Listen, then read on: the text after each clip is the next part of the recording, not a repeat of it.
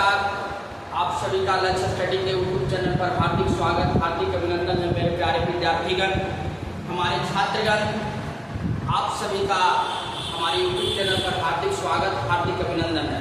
आप सभी के समक्ष एक वीडियो लेकर आए हैं, उसमें आप लोग को क्लास 10 का जो हिस्ट्री का चैप्टर 4 नंबर है, भारत में राष्ट्रवाद, आज उसके बारे में हम आपके समक्ष डिस्कशन करेंगे। और जो भी विद्यार्थी 2027 में बोर्ड एग्जाम की तैयारी कर रहे हैं और बोर्ड एग्जाम देने वाले हैं 2027 में, उनके लिए यह जो वीडियो होगा रामबाण की तरह कार्य करेगा कि जो भी हम भारत के राष्ट्रवाद में जो भी फैक्ट होगा, जो भी बातें होगा, वो आपको हम बताएंगे, जो एग्जाम कंटेंट एग्जाम में आपको भली भांति मदद करेगा। तो इसीलिए आइए आप सभी के समक्ष इस क्लास की शुरुआत करते हैं। तो जो भी वीडियो देख रहे हैं एक बार लाइक और कमेंट शेयर कर देंगे और कमेंट बॉक्स में बताएंगे कि वीडियो कैसा लगता है। अभी हम लोग प्रयास कर रहे हैं, थोड़ा समस्या हो जाता है, वीडियो हर समय नहीं बना पाते हैं, लेकिन कोशिश करते हैं कि आपके समक्ष एक अच्छा कंटेंट के साथ उपस्थित हों। तो आइए शुरू करते हैं। तो सबसे पहले भारत के राष्ट्रवाद आप लोग पढ़ेंगे हिस्ट्री चैप्टर में।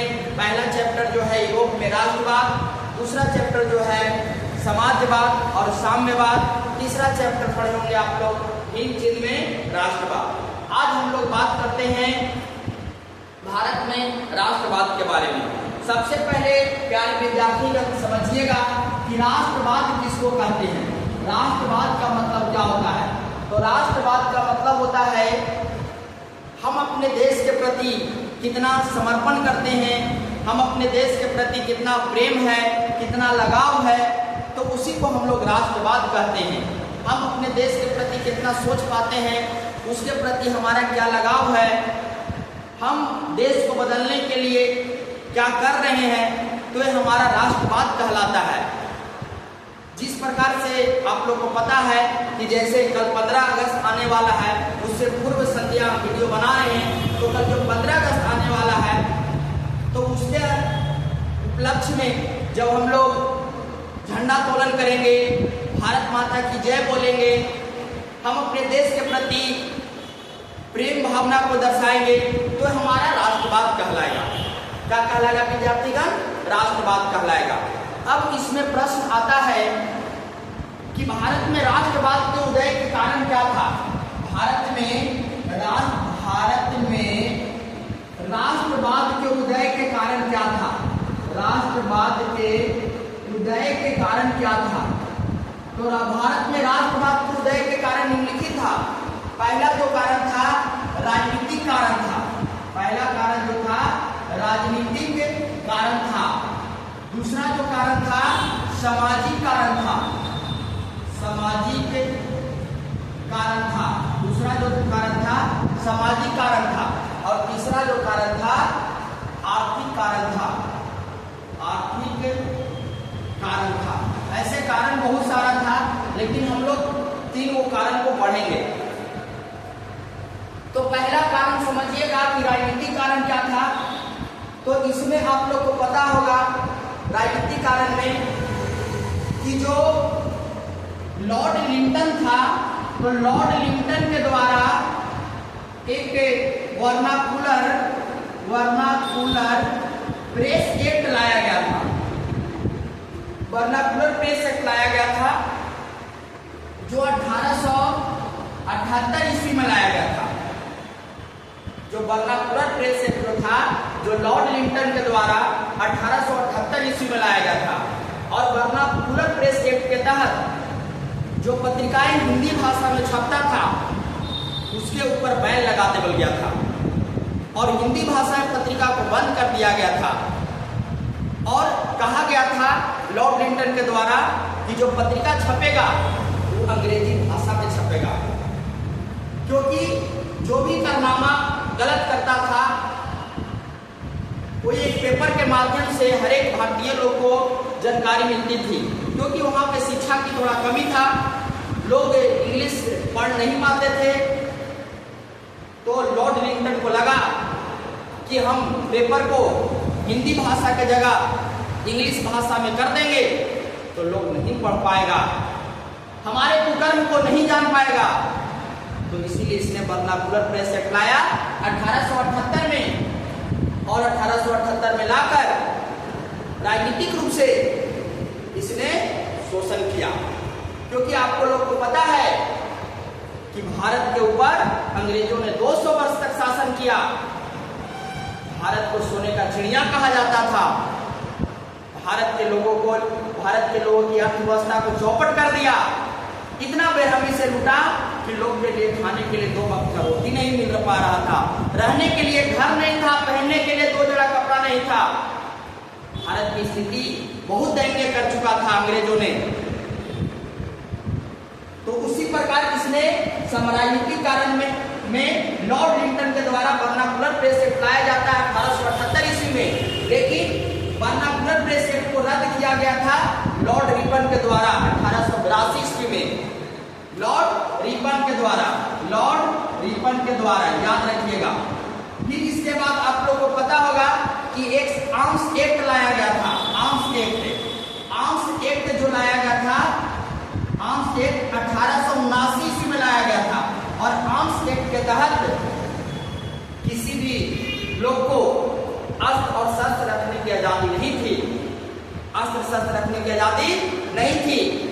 फिर इसमें आर्म्स एक्ट के बाद 1883 ईस्वी में इलवर्ट बिल लाया गया था। 1883 ईस्वी में क्या लाया गया था? इलवर्ट बिल लाया गया था। इलवर्ट बिल क्या था? तो इलवर्ट बिल में था कि कोई भी अंग्रेज के लिए कोई भी सजा होगा जो अंग्रेज वकील ही सुना पाएंगे, लेकिन कोई भारतीय के लिए जो सजा सुनाने का कार्य करेगा वो अंग्रेज करेगा। सोच लीजिए कि हमारा गलती रहेगा तो अंग्रेज सजा सुनाएगा, लेकिन अंग्रेज का गलती रहेगा तो अंग्रेजे जज सजा सुनाएगा। ये लाया गया था 1883 ईस्वी में इलवर्ट बिल लाया गया था। तो ये मुख्य रूप से जो था राजनीतिक कारण के अंतर्गत आता था। फिर इसके बाद क्या था? सामाजिक कारण। तो सामाजिक कारण में भी बहुत सारे समाज में कुतियां थी, बहुत सारे समाज में दिक्कत था। सामाजिक रूप से लोगों को शोषण किया जा रहा था, लोगों को दबाया जा रहा था। जब राष्ट्रवाद की भावना धीरे धीरे लोगों के अंदर पनपना शुरू हो गया, क्योंकि आप लोगों को पता होगा कि 1857 की क्रांति में 1857 की जो क्रांति हुआ था उसमें आप लोगों को पता होगा कि जो कारतूस का प्रयोग किया गया था, इसमें मुख्य रूप से हिंदू और मुस्लिम को लड़ाने का, जिसमें मंगल पांडे जो थे मुख्य रूप से इसमें भागीदारी में उनको फांसी की सजा भी हुआ था। तो धार्मिक रूप, राजनीतिक, सामाजिक कारण में मुख्य रूप से समाज में ऐसा माहौल क्रिएट किया गया था जिससे लोग आपस में, हिंदू मुस्लिम आपस में धर्म के नाम पर लड़ाई लगवा दिया था। फिर इसका बाद है आर्थिक कारण।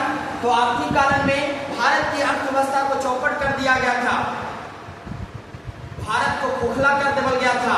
भारत की अर्थव्यवस्था एकदम निम्न कटे, मतलब बहुत नीचे गिर चुका था, और यहाँ जितना भी कुटीर उद्योग था उसको बंद करवा दिया गया था। लोग के लिए खाने के लिए एक दिन के लिए सोचना पड़ता था।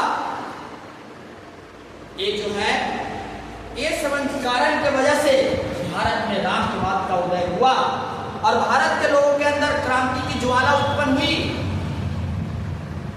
और रहा नहीं गया और रहते नहीं रहा गया, जिसके वजह से भारत के लोगों में भी एकता आया, और एकता के बाद अंग्रेज को भारत से खदेड़ना शुरू कर दिया गया। तो यहाँ से भारत में राष्ट्रवाद के उदय का कारण हुआ। तो आप लोग याद रखिएगा, क्लास 10 में आपको से पूछा जाएगा भारत में राष्ट्रवाद के उदय के कारण। तो ये संबंध आप भारत के राष्ट्रवाद के उदय के कारण आप लिख सकते हैं। अब यहाँ के बाद आप लोग को कुछ फैक्ट और बता रहे हैं, कुछ जो ऑब्जेक्टिव आपको जो प्रश्न मिलेगा। तो आप लोग को जैसे महात्मा गांधी के बारे में और डीपली पढ़ाएंगे, लेकिन अभी जो बता रहे समझिएगा। 1893 ईस्वी महात्मा गांधी जो है दक्षिण अफ्रीका गए थे। 1893 ईस्वी में महात्मा गांधी दक्षिण अफ्रीका गए थे, लॉ की पढ़ाई करने गए थे। कोई साधारण फैमिली से नहीं थे बाबू, बहुत बड़े फैमिली से थे। वो अपने देश के लिए बहुत ऐसे कार्य करके गए। आज हम लोग भी बोलते हैं महात्मा गांधी की जय, भारत माता की जय बोलते हैं। तो आइए, दक्षिण अफ्रीका 1893 में गए थे और 9 जनवरी 1915 को महात्मा गांधी दक्षिण अफ्रीका से वापस आए थे। तो 9 जनवरी को हम लोग प्रवासी दिवस के रूप में मनाते हैं बाबू, प्रवासी दिवस के रूप में मनाते हैं। जब दक्षिण अफ्रीका से महात्मा गांधी वापस आए थे तो 1915 में साबरमती आश्रम की स्थापना किए थे। साबरमती आश्रम की स्थापना अहमदाबाद में किए थे। अहमदाबाद में किए थे साबरमती आश्रम की स्थापना। पूछता है कि साबरमती आश्रम की स्थापना कब हुआ था? 1915 में हुआ था। किसके द्वारा? तो महात्मा गांधी के द्वारा। किसके द्वारा? तो महात्मा गांधी के द्वारा। तो आइए आगे, फिर इसके बाद पहले समझना है हम लोग 1883, आप समझिएगा 1905 ईस्वी में बंगाल विभाजन हुआ था। 1905 ईस्वी में बंगाल विभाजन हुआ था, लॉर्ड कर्जन के समय हुआ था। 1905 ईस्वी में बंगाल विभाजन हुआ था, लॉर्ड कर्जन के समय हुआ था। 1906 ईस्वी में मुस्लिम लीग की स्थापना हुआ था ढाका में। मुस्लिम लीग की स्थापना कहाँ हुआ था? ढाका में, जो बांग्लादेश में पड़ता है। बांग्लादेश की राजधानी है ढाका और वहां की मुद्रा है टाका। तो 1906 ईस्वी में सलीमुल्लाह खान के द्वारा और शौकत अली के द्वारा मुस्लिम लीग की स्थापना किया गया था 1906 में। फिर उसके बाद आप समझिएगा 1907 में सूरत अधिवेशन हुआ था और यही सूरत अधिवेशन में कांग्रेस पार्टी जो था वो 2 भागों में टूट गया था, एक नरम दल और दूसरा गरम दल, जिसमें नरम दल के नेता महात्मा गांधी थे और गरम दल के नेता बाल गंगाधर तिलक, बिपिन चंद्र पाल, ये समझ जो थे गरम दल के नेता थे। तो आपको पूछेगा कि सूरत अधिवेशन कब हुआ था? 1907 में हुआ था। फिर इसके बाद 1909 में मार्लो मिंटो आयोग आया था। मार्ले मिंटो आयोग आया था। मार्ले मिंटो आयोग आया था। फिर इसके बाद 1912 में भारत की राजधानी नई दिल्ली, भारत की राजधानी कलकत्ता से नई दिल्ली बना। भारत की राजधानी कलकत्ता से नई दिल्ली बना। और फिर 1913 में गद्दर पार्टी की स्थापना हुआ था। 1913 में गद्दर पार्टी की स्थापना हुआ था और लाला हरदयाल के द्वारा हुआ था। लाला हरदयाल के द्वारा हुआ था गद्दर पार्टी की स्थापना 1913 में। और आप लोगों को पता होगा 1914 में प्रथम विश्व युद्ध हुआ था। 1914 में प्रथम विश्व युद्ध हुआ था जो 1918 ईस्वी तक चला था। और प्रथम विश्व युद्ध में पूरा विश्व जो था 2 भागों में बट गया था, एक धुरी राष्ट्र और दूसरा मित्र राष्ट्र। प्रथम विश्व युद्ध होने का कारण था कि ऑस्ट्रिया का जो राजकुमार था डी फर्डिनेंड, उसका हत्या सर्बिया देश के द्वारा कर दिया गया था, जिसके वजह से एक देश एक दूसरे के सपोर्ट में आते चले गए थे, जिसके वजह से भारत में प्रथम विश्व युद्ध हुआ था। अब इसके बाद 1914 से 18 तक 4 साल तक प्रथम विश्व युद्ध चला था। फिर इसमें प्रश्न आता है कि प्रथम विश्व युद्ध में भारतीय लोगों के लिए कैसे राष्ट्रवाद का प्रशस्त हुआ। तो इसमें आगे हम बताएंगे। तो आप खाली पहले समझिए, पूछेगा कि प्रथम विश्व युद्ध कब हुआ था? 1914 में। कब तक चला था? 1918 में। पूरे विश्व कितना भागों में बट गया था? 2 भागों में, एक मित्र राष्ट्र और दूसरा धुरी राष्ट्र। और आगे समझिएगा 1914 के बाद आपको बताएं 9 जनवरी 1915 को महात्मा गांधी दक्षिण अफ्रीका से वापस आए थे और 1915 में ही साबरमती आश्रम की स्थापना किए थे। जब महात्मा गांधी दक्षिण अफ्रीका से वापस आए थे तो उनको केसर हिंद की उपाधि से नवाजा गया था। केसर हिंद की उपाधि दिया गया था। केसर हिंद की उपाधि दिया गया था। और रविंद्रनाथ टैगोर को आप लोगों को पता होगा कि नाइट की उपाधि मिला था। फिर उसके बाद 1916 में लखनऊ अधिवेशन होता है। 1916 में लखनऊ अधिवेशन होता है। फिर इसके बाद 1917 से हम लोग पढ़ेंगे कि भारत में पहली बार सत्याग्रह का उपयोग किया गया था। ऐसे आपसे पूछेगा कि सत्याग्रह का मतलब क्या होता है? सत्य के आधार पर आग्रह करना ही सत्याग्रह कहलाता है।